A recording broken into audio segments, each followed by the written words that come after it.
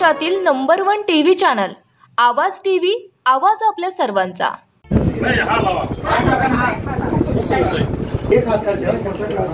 इकडे बघा, इकडं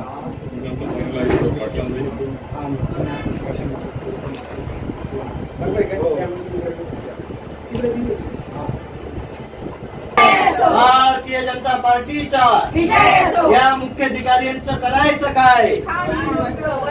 या मुख्याधिकाऱ्यांचं करायचं काय? भारतीय जनता पार्टीचा निविदा ओपन झाल्याच पाहिजे, झाल्याच पाहिजे, निविदा ओपन, निविदा ओपन, या मुख्याधिकाऱ्यांचं करायचं काय? भारतीय जनता पार्टीचा, भारतीय जनता पार्टीचा।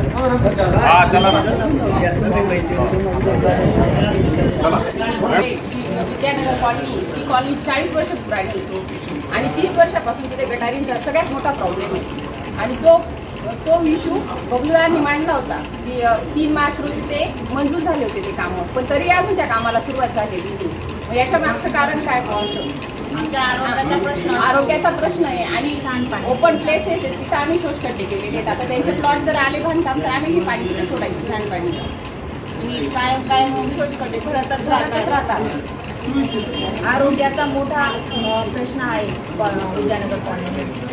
साहेब, आम्ही इथे कार्यालयात आंदोलनासाठी बसलेलो होते। येतोय तुम्हाला आवाज? म्हटलं का आपण ऑफिस जवळ आंदोलनासाठी बसलेलो आहे। हॅलो, येतोय आवाज? हॅलो। जवळजवळ साक्री शहरामध्ये 40 वर्षानंतर भारतीय जनता पक्षाचे जे आहे ती सत्ता आली। ही सत्ता आल्यानंतर शासन पातळीवर भारतीय जनता पक्षाचं शासन बसल्यानंतर वेळोवेळी शहर विकासाची जी कामं आहेत ती हाती घेण्यात आली, परंतु दरम्यानच्या काळामध्ये साक्री शहरामध्ये जाणून बुजून विरोधकांच्या माध्यमातून वेगवेगळ्या पद्धतीचे जे मुख्य अधिकारी आहेत हे बसवले गेले आणि ही मुख्य अधिकारी ज्या दिवसापासून साक्री शहरामध्ये बसलेले आहेत त्यांच्यामुळेच खऱ्या अर्थाने साक्री शहराच्या विकासाला खीळ बसलेली आहे। आजचं जे आंदोलन आहे ते अशा स्वरूपाचं आहे की साक्री शहरामध्ये नगर उत्थान अंतर्गत प्रभाग क्रमांक 5, प्रभाग क्रमांक 17, प्रभाग क्रमांक 8 यामध्ये विविध जे कामं आहे ती शासनामार्फत देण्यात आली होती, त्याची निवेदनही प्रसिद्ध झालेली आहे, परंतु आपण जर बघितलं तर विकास होत नाही या विषयावर विरोधकांच्या माध्यमातून जे साक्री शहरामध्ये गेल्या काळामध्ये जो सगळ्या विषयांचा ओहापोह झाला ते साक्री शहर या विषयांवरून अवगतच आहे, परंतु आज जर खरी परिस्थिती बघितली तर मग विकास कामं होत नाही व विकास कामं होण्यासाठी निविदा प्रसिद्ध करणं ही अत्यंत गरजेची गोष्ट आहे। परंतु आज जर बघितलं तर मुख्याधिकारी साक्री यांच्या मार्फत विरोधकांच्या निवेदिका ज्या आहेत त्या ओपन केल्या जातात, परंतु साक्री शहरातील ह्या प्रभागांच्या निवेदा ओपन केल्या गेल्या नाही।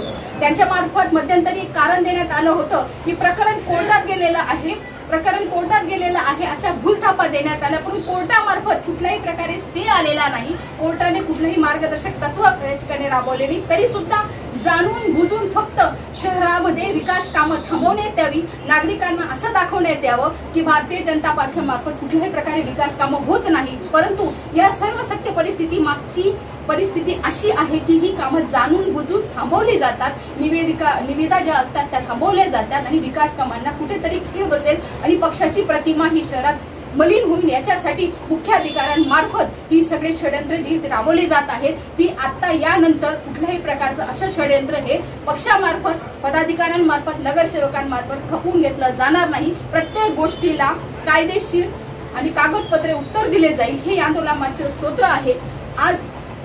आज ज्या आंदोलनाला सुरुवात करीत आहोत मुख्य अधिकाऱ्यांमार्फत रीतसर निवेदक ह्या ओपन झाल्या नाहीत आणि विकास कामाला गती जर दिली गेली नाही तर हे आंदोलन आहे याचं स्वरूप अधिकाधिक तीव्र होईल, एवढंच या निमित्ताने थांबतो। निवेदन ओपन झाल्याच पाहिजे। आज तुम्ही आंदोलन केलं आणि सीओ साहेब नसल्यामुळे तुम्ही सुरुवातीला हात टाकला।